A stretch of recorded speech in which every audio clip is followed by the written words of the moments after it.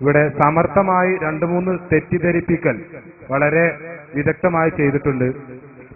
ആദ്യമായി കൊണ്ട് ജക്കരിയ സ്വലാഹിയുടെ ഒരു തെറ്റിദ്ധരിപ്പിക്കൽ നടന്നിട്ടുണ്ട്.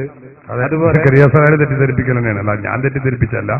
ഞങ്ങൾ വായിച്ച ഹദീസ് എന്റെ സുഹൃത്ത് വായിച്ചു. ഇവിടെ നസായിൽ നിന്നുള്ള ഹദീസാണ് വായിച്ചത്.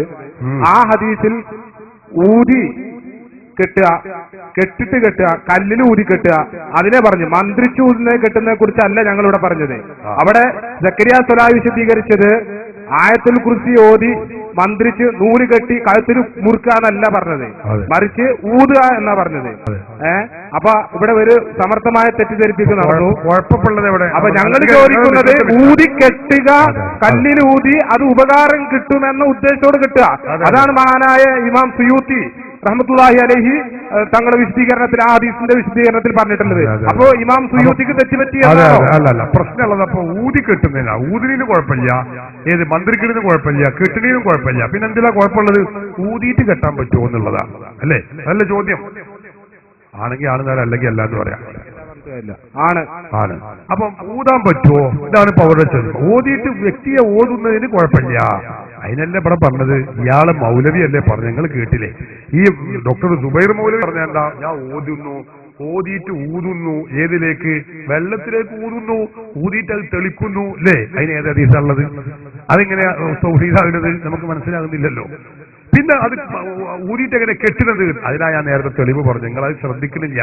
അബ്ദുല്ലാഹിബിൻ അംർ റളിയല്ലാഹു അൻഹു, അബ്ദുല്ലാഹിബിൻ ഉമർ റളിയല്ലാഹു അൻഹു അവരുടെ കുട്ടികളുടെയൊക്കെ കയ്യിൽ മുസന്നഫ് ഇബ്നു അബീ ശൈബയിൽ അബ്ദുർ റസാഖിലും കാണാം റഅയ്തു ഫീ അഉദി ഉബൈദില്ലാഹി ബിൻ അബ്ദുല്ലാഹി ബിൻ ഉമർ എന്ന അബ്ദുല്ലാഹി ഇബ്നു ഉമറിന്റെ മകനായ ഉബൈദുല്ലാഹിയുടെ കയ്യിലായിരുന്നു ഇതേമാതിരി ഏലസ് കെട്ടിയിട്ട് നമ്മളീ കെട്ടിനെ കെട്ട്.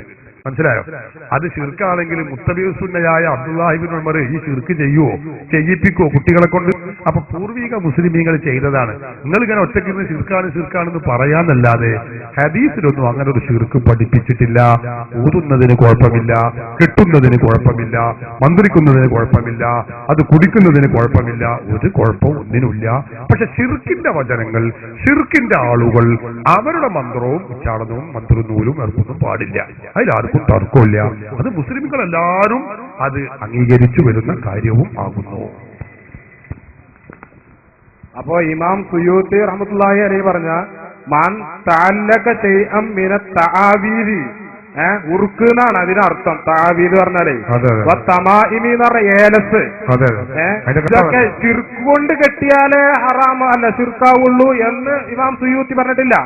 ഈ വിശദീകരണം, ഈ ഹദീസിന്റെ വിശദീകരണം പറഞ്ഞേ അത് എവിടെയും ശിർക്കാണ്, ശിർക്കിയായ കെട്ടലും ഉറുക്കാണ്. നിങ്ങൾ പറയണ്ട, എനിക്ക് ഞാൻ മറുപടി പറയാം. മൻ അല്ലക തമീമത്തൻ എന്നല്ല, ഏതെങ്കിലും ഒരു ഏലസ് കെട്ടി അല്ലെങ്കിൽ ഉറുക്ക് കെട്ടി അവൻ കാഫറായി ശിർക്ക് ചെയ്തു എന്നല്ല പറഞ്ഞത്. അത്തമായിമ്, അത്താവീദ്, അലിഫിലാമുള്ള താവീദും തമായും ആണ്. അത് അലിഫിലാമ് അഹദിന്റെ അലിഫിലാമ്. നിങ്ങൾക്ക് എന്താ അഹദിന്റെ അലിഫിലാമല്ലേ? അത് തിരികെ പിന്നെ ആള് മുജാഹിദാവോ? അപ്പൊ ഇരിക്കട്ടെ, അത് അഹദിന്റെ അലിഫിലാമാണ്. അത്തമായിമ് അത്താവീദാണ്. ആ പറയപ്പെട്ട ഷിർക്കിന്റെ കുഫറിന്റെ തമായിമിനെ കുറിച്ചാണ് പറയുന്നത്. അത് പാടില്ല എന്നാണ്. എന്തുകൊണ്ട്? ഇതേ ഹാഫിദ് ജലാലുദ്ദീൻ സയൂത്തി റഹിമഹുള്ള തന്റെ ഹാവീറുൽ ഫതാവ എന്ന ഗ്രന്ഥത്തിൽ ഇവിടെ ഗ്രന്ഥമുണ്ട്. അതിൽ പറഞ്ഞത് കാണും മന്ത്രവും മേലസും അത് തെളിയിച്ചുകൊണ്ട് അതിന് ഗ്രന്ഥം എഴുതിയ ആളാണ്. അതുകൊണ്ട് തന്നെ ആ പറഞ്ഞത് ഷിർക്കിന്റേതാണ്, പാടുണ്ട്, അനുവദനീയമാണ് എന്ന് പറഞ്ഞത് ഖുർആൻ സുന്നത്ത് അസ്മാഇന്റെ ആ പരിപാടികളെ കുറിച്ചും ആണ് എന്ന് മനസ്സിലാക്കണം.